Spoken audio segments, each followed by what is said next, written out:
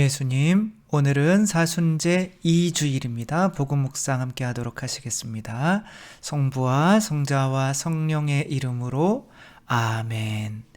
오늘 복음 말씀은 예수님께서 타볼산에서 변모하시는 이야기가 나오는데, 어떻게 보면 이것은 예수님의 영광스러운 모습으로 표현될 수가 있지만, 지금 사순절에 오히려 예수님의 영광과 과연 십자가의 의미가 어떤 의미가 있는지를 살펴볼 수 있게 만들어주는 복음인 거죠. 실제로 이 사건은 예수님께서 예루살렘에 십자가에 못 박히러 올라가시면서 일어난 일이기 때문에 예수님의 영광보다는 십자가에 더 깊은 의미를 두고 복음 묵상을 했으면 좋겠고요. 복음 묵상 한번 읽어보도록 하겠습니다.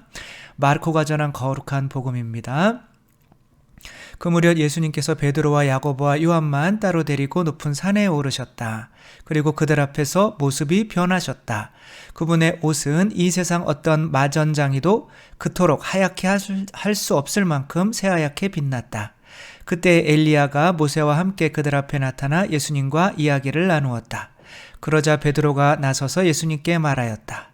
스승님, 저희가 여기서 지내면 좋겠습니다. 저희가 초막 셋을 지어 하나는 스승님께, 하나는 모세께, 또 하나는 엘리야께 드리겠습니다. 사실 베드로는 무슨 말을 해야 할지 몰랐던 것이다. 제자들이 모두 겁에 질려 있었기 때문이다. 그때 구름이 일어 그들을 덮더니 그 구름 속에서 이는 내가 사랑하는 아들이니 너희는 그의 말을 들어라 하는 소리가 났다. 그 순간 그들이 둘러보자 더 이상 아무도 보이지 않고 예수님만 그들 곁에 계셨다. 그들이 산에서 내려올 때에 예수님께서는 그들에게 사람의 아들이 죽은 이들 가운데에서 다시 살아날 때까지 지금 본 것을 아무에게도 말하지 말라고 분부하셨다. 그들은 이 말씀을 지켰다. 그러나 죽은 이들 가운데에서 다시 살아난다는 것이 무슨 뜻인지를 저희끼리 서로 물어보았다. 주님의 말씀입니다. 그리스도님 찬미합니다. 네, 이걸 모자이크라고 하죠. 그렇죠? 이 모자이크 식으로 돌들을 박아서 이런 모양을 낸 건데, 이것은 예수님께서 변모하신 그 산 위에 있는 성당에 있는 거죠. 그 제대 위쪽에 있는 건데, 이 모습은 여기에 이제 세 제자들이 이제 함께 올라가죠. 야고보와 요한과 왔다 갔다 하니까 막 어지럽죠. 그 다음에 베드로인 거죠, 그렇죠? 그 세 분을 데리고 이제 산에 올라가셔서 예수님께서 당신의 영광스러운 모습을 보여주시죠.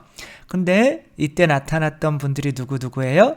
모세와 엘리야이신 거죠. 이제 모세와 엘리야를 또 따로 설명을 드리려면 또 굉장히 시간이 오래 걸리기 때문에 오늘은 특별히 이 영광을 보았을 때 제자들은 어떠한 마음에 사로잡혔어요? 두려움. 우리가 함께 지내던 예수님께서 하느님이셨구나. 하느님인 건 아는데 갑자기 하느님으로 진짜 보이면 깜짝 놀라죠. 그렇죠? 그러니까 저희도 주님 하고 기도드리다가 진짜 주님이 나타나면 이제 깜짝 놀라겠죠. 이렇게 우리들의 신앙은 진짜 주님을 모시고 있는 그 신앙에 이제 가는 도정에 있는 거지, 진짜 주님을 주님으로 생각하고 모시고 살아가고 있지는 이제 못한 거죠.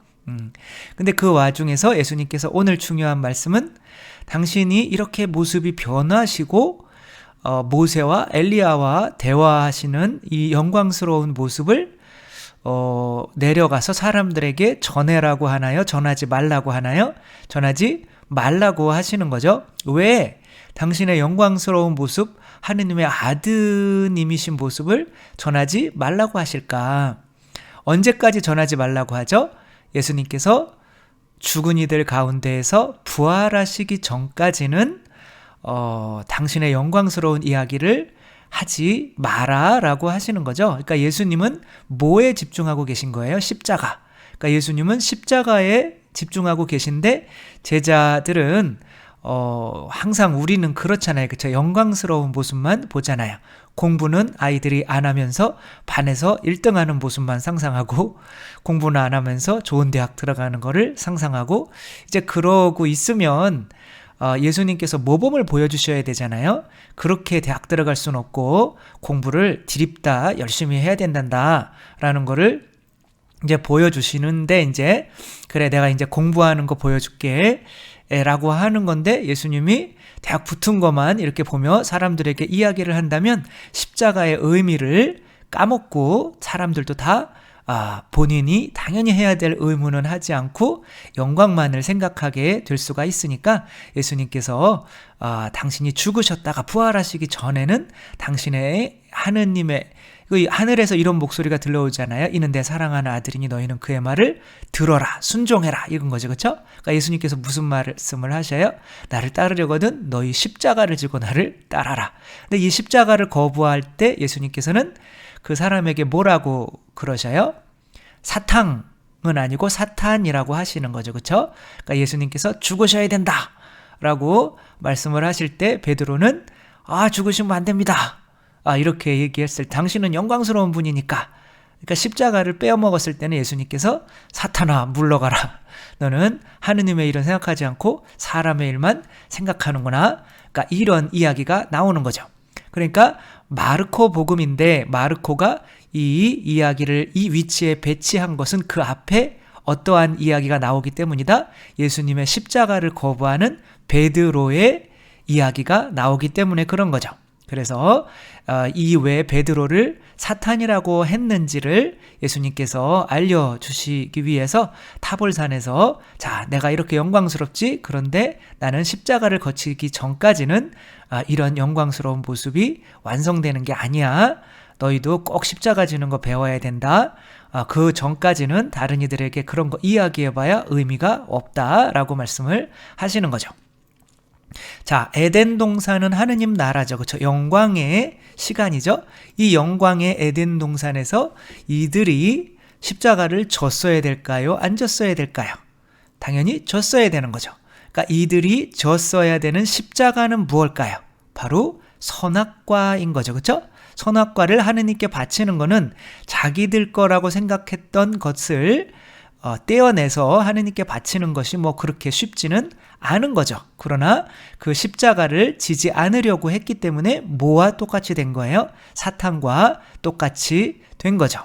근데 요즘에 또 예수님의 십자가에서 십자가를 빼내버리려고 하는 그런 성향들이 점점 우리 교회에 강해지고 있죠.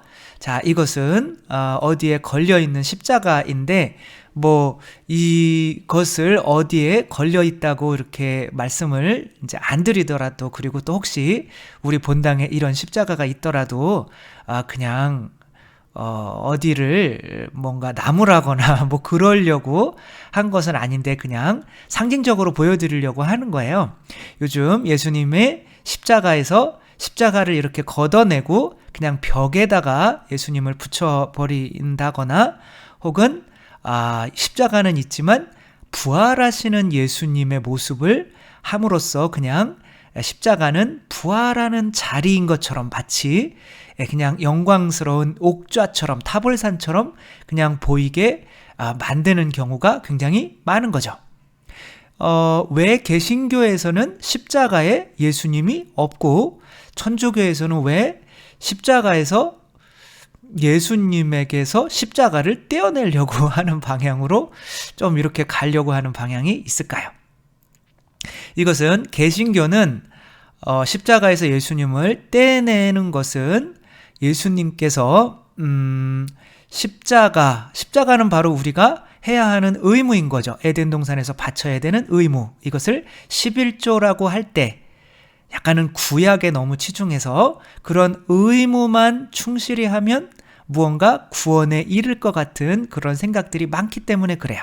그래서 예수님의 영광, 교회에 예수님한테 저 죄 졌습니다, 용서해 주세요 그러면 그래, 그러면은 신부님이 이렇게 용서를 해주면 죄가 용서받는 거잖아요. 그것은 신부님이 용서해 주는 것이 아니라 예수님께서 교회 안에 함께 계심으로써 용서를 해주시는 건데, 우리가 감히 예수님이 어떻게 우리 안에 함께 할 수가 있어? 우리는 의무만 충실히 하면 돼 라고 의무에 너무 충실하는 거예요. 11조 내고, 술 안 드시고, 담배 안 피우시고, 수요 예배, 새벽 예배, 뭐 주일은 당연히 빠지면 안 되고, 그러니까 그런 의무에 충실은 하지만 그러나 하느님의 영광과 자비와 사랑에 대해서는 약간 받아들이는 것을 모자란 거죠. 어떻게 사람이 사람의 죄를 용서해? 라고 하면서 고해성사, 어떻게 하느님이 빵과 포도주 안에 들어와서 우리 안으로 들어올 수 있어? 말도 안 돼. 우리는 그런 존재가 아니야. 라고 하느님의 자비를 조금 의심하기 때문에 교회의 성체성사나 고해성사를 이제 버릴 수밖에 없는 거죠. 그리고 의무에만 충실히 하면서 저는 죄인입니다. 저를 용서해 주세요. 눈물 흘리면서. 그러니까 예수님이 누구의 죄든지 너희가 용서해주면 용서받을 것이고 용서해주지 않으면 용서받지 못할 것이라고 분명히 말씀을 하셨는데, 예수님께서 우리와 함께 계시다는 것을 믿지를 못하니까 십자가에서 예수님을 떼내버릴 수밖에 없는 거예요. 근데 우리는 왜 십자가를 떼내냐? 예수님이 우리와 함께 계신 건 알아요. 왜? 성체를 영화하는 거 보니까 예수님이 우리와 항상 함께 계셔요. 자비로우신 분이구나. 혹은 고해성사를 하니까 내가 특별히 묵적에도 5단만 보석으로 바치면 예수님이 죄를 용서해 주시는 거예요. 우리와 함께 계시구나. 그냥 이렇게 받아들여 버려요. 그런데 중요한 거는 뒤에서 십자가를 떼내요. 그냥 예수님이 우리와 함께 계시니까 우리는 구원받은 거예요. 근데 그 구원받기 위해서 예수님께서 십자가를 지셔야만 했던 것은 그냥 남의 일로 치부하고, 우리들은 술 먹고 취하고 그러는데도 고해성사 안 보고, 그쵸? 담배도 그렇게 또 태우시고, 그게 잘못됐다는 건 아니지만 이제 균형을 맞아야 된다는 거죠. 그리고 이제 더 이상은 11조 에덴 동산에서의 아담과 하와가 하느님께 바치기 위해서 자기 자신을 못 박아야 했던 선악과 나무, 그런 것도 이제 교회에서는 더 이상 이야기하지 않게 되는 거죠. 가톨릭 교회에서는 의무를 너무 소홀히 해서 아브라함을 축복해 주기 위해서 멜키ጼ덱이 뭘 들고 나왔을까요? 바로 빵과 포도주를 들고 나왔죠. 그렇죠? 그러니까 빵과 포도주를 하느님께 바치지 않으면 아브라함에게 축복해 줄 수가 없는 거예요. 그러니까 축복이라고 하는 거는 우리의 의무와 함께 오는 건데, 가톨릭은 이 의무를 지금 너무 잊어가고 있다는 거죠. 개신교는 너무 그 의무에만 치중하고 하느님의 자비는 또 조금씩 잊어가고 있다는 거죠. 이렇게 이야기를 하면 가톨릭에서 욕먹고 개신교에게서 욕먹고 하기 때문에 불교 신자 이야기를 한번 해보려고 해요. 그런다고 불교로 가려고 하는 거는 당연히 아니죠. 이영숙 베드로 수녀님한테, 나 이 책 너무 좋아요. 아직도 써먹을 게 하나가 남았어요.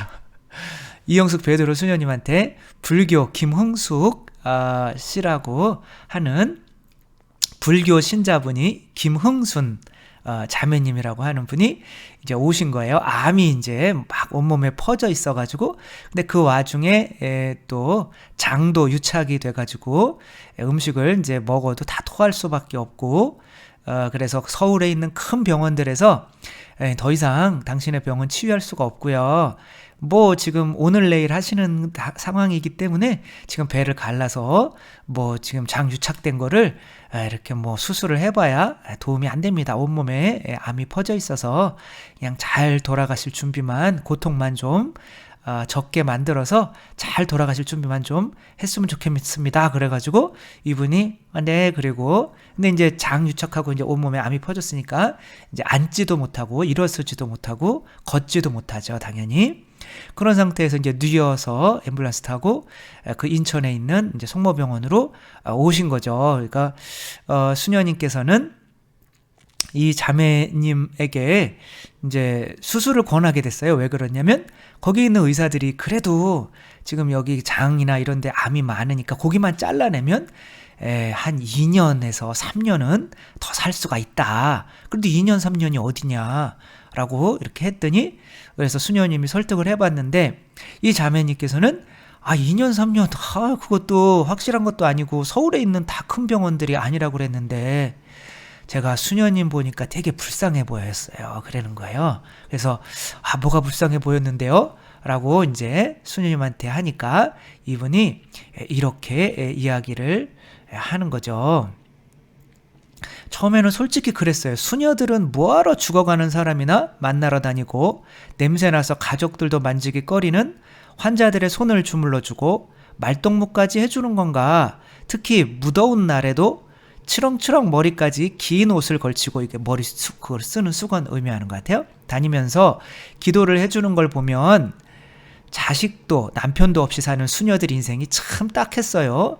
이렇게 자기 사정은 생각하지 못하고 남이 저렇게 지는 십자가인 거죠. 그것에 대해서는 되게 불쌍하게 여긴 거예요. 그러니까 이 말은 뭐예요? 바로 이분이 십자가는 지기 싫어하는 바로 가톨릭의 우리의 모습과 비슷한 거죠.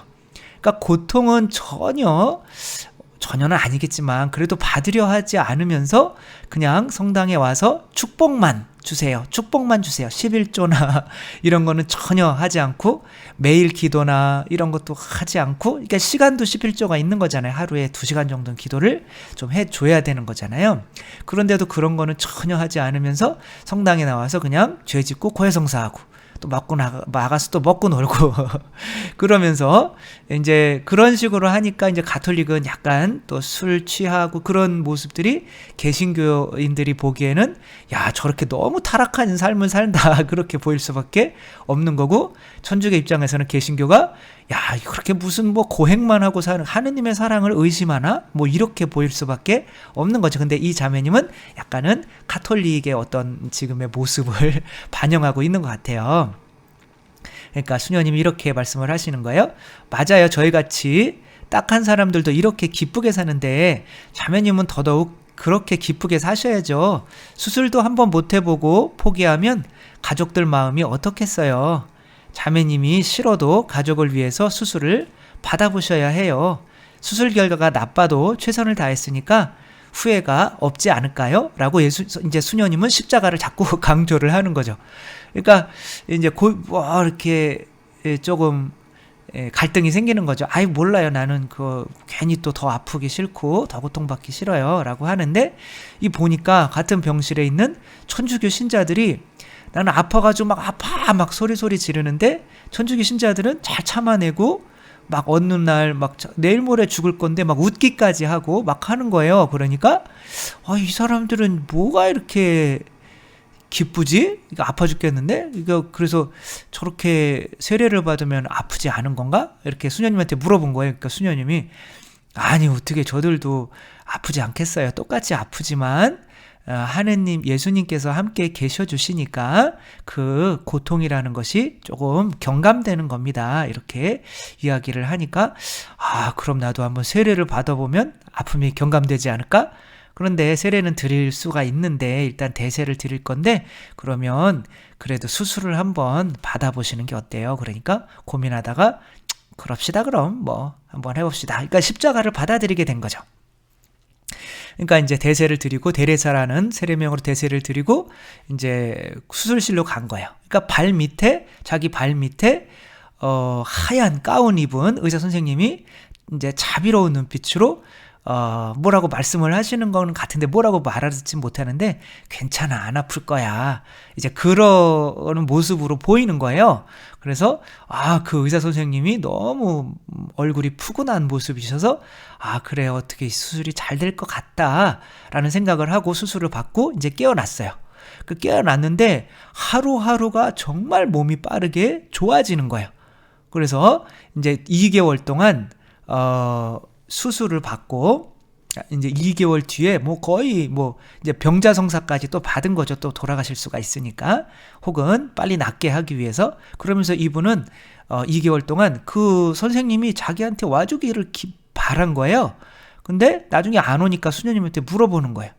그때 분명히 흰 가운 입은 의사 선생님이 내 발치에 계셨었는데 저한테 한 번도 안 와 보시네요. 나 그분한테 힘 얻어가지고 그래도 수술 받았는데. 그러는데 수술실에는 흰 가운 입고 들어가지를 않습니다. 수술실에는 모두 다 이 청색 가운을 입고 의사나 간호사나 이렇게 청색 가운을 입고 들어갑니다. 그러는 거예요. 난 분명히 흰 가운 입은 분 봤거든요. 그러니까 아닌데요. 그래서 아무튼 그러면서 병자성사를 받았어요. 병자성사를 받은 날은 그냥 온몸이 다 나은 것처럼 뜨거운 어떤 그런 기운이 느껴지더니 일어서가지고 막 걷기 시작하는 거예요. 그러면서 나중에 막 걸어서 병실을 2바퀴 돈 다음에 이제 성체 기도방이 있나 봐요. 그 기도방으로 막 이렇게 갔는데 감실이 있잖아요. 그쵸? 그 감실에서 의사 선생님이다 그러는 거예요. 그래서 의사 선생님, 여기 감실에 이제 어떤 분이 이거 순환 감실 찍었을 때 예수님 얼굴 나왔다고 그래서 카톡에 많이 유행했었잖아요. 그쵸? 예수님 얼굴 이렇게 약간 세모나게 보이시죠? 그러니까 아무튼 그런 예수님, 그 감실에 예수님의 얼굴이 가득 차 있는 거예요. 그러니까, 저 의사 선생님이요. 그러니까 수녀님이 없는데요? 그러니까 근데 그때서야 안 거죠. 예수님께서 그렇게 이 자매에게 함께 해주셨구나. 라는 거를 이제 깨닫게 된 거죠. 이 자매는 몇 달 뒤에 완전히 완쾌돼서 항암도 할 필요가 없게 돼서 나가서 지금까지도 수십 년이 지났겠죠. 수녀님과 이제 통화를 하면서 이렇게 친분을 쌓고 지내고 계신다고 하더라고요. 자, 예수님께서 나에게 나타나시는 것은 영광이죠. 그렇죠? 근데 이 영광을 받기 위해서는 수술이라고 하는 그 고통, 그 십자가를 받아야만 했던 거죠. 그러니까 이분이 십자가를 거부했다면 영광의 예수님을 받을 수가 없는 거죠. 근데 우리가 에덴 동산에서 선악과를 바치지 않았던 이 의무, 그것이 멜키ጼ덱이 너 11조 좀 바쳐 라고 아브라함이 11조를 받고 빵과 포도주를 하느님께 봉헌했죠. 그렇죠? 그러니까 하느님께 빵과 포도주를 봉헌했을 때 그 영광, 그게 뭐예요? 예수님의 성체 성혈이 내 안에 들어와서 예수님과 한 몸이 되는 게 영광이잖아요. 그러니까 우리는 약간 예수님께 지금 해야 되는 의무들을 너무 예수님의 자비만을 강조하기 때문에, 물론 자비는 강조해야죠. 그렇죠? 그러나 십자가 없는 자비만을 강조하는 거야. 아무리 그냥 죄 지어도 맨날 고해성사 보면 되지 뭐, 성죄형하면 되지 뭐, 죽기 전에 뭐 나와서 병자성사 받으면 되지 뭐 이런 식으로 하느님은 자비하시니까. 그러니까 그런 모습으로는 아이들한테 엄마가 너 이런 것 좀 하지 마라 라고 했을 때 엄마는 자비로우니까 알았습니다 그리고 또 하고, 알았습니다 그리고 또 하고, 알았습니다 그리고 또 하고, 그러면 이제 하느님의 자비, 엄마의 자비를 바보로 만들어버리는 일이 벌어지는 거죠. 그쵸? 그래서 우리는 이렇게 예수님의 등 뒤에서 십자가를 떼내는 일이 없어야 돼요. 십자가는, 교회의 가르침은, 예수님은 십자가라고 하는 명확한 곳에 박혀 계셔야 되고, 십자가에 못 박힌 예수님의 모습은, 부활하신 예수님의 모습은 적당하지 사실은 않아요. 또 이렇게 뭐라고 그러시는 분들이 이제 또 있을 텐데, 그런 거죠. 그래서 우리들은 물론 그 십자가의 고통과 예수님의 부활과 함께 표현하는 것도 좋기는 한데, 그래도 그것은 십자가가 그냥 부활을 위한 그냥 약간 그냥 스쳐 지나가는 어떤 그런 것처럼 보일 수가 있기 때문에, 우리는 물론 개신교보다는 예수님께서 함께 계신 거 자비죠. 그렇죠? 자비, 영광, 이런 게 우리 교회 안에 함께 계시다는 것을 믿어서 예수님을 십자가에서 사라지지 않게 하는 것은 아주 좋은 일이지만, 그렇다고 십자가를 이렇게 사라지게 하는 일이 있어서는 안 되겠다는 거죠. 그래서 우리의 첫 번째 의무, 에덴 동산에서의 첫 번째 의무, 그게 당신이 주님입니다 라고 고백하는 우리의 십자가, 그게 바로 11조인 거죠. 이것이 멜키ጼ덱은 빵과 포도주를 봉헌함으로써 미사와 이어지게 된 거죠. 근데 지금 카톨릭에서 누가 11조를 이야기합니까? 그쵸? 점점 사라져가고 있는 이 시대에 우리들은 우리 등 뒤에 있는 이 십자가, 당신을 하느님으로 고백하는, 당신이 나의 주님으로 고백하는 이 십자가 버리는 일이 없도록 하기 위해서 우리는 11조를 꼭 바칠 수 있었으면 좋겠습니다. 주님께서 여러분과 함께 전능하신 천주 성부와 성자와 성령께서는 여기 모인 모든 이에게 축복을 내리시어 길이 머물게 하소서. 주님과 함께 가서 복음을 전합시다. 하느님 감사합니다.